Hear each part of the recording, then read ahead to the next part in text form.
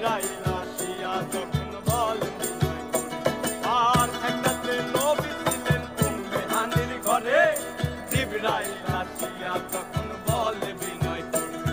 আর দেখেছেন আল্লাহ পাকে মিরাজ হবে আপনার সাথে, মিরাজে গেলে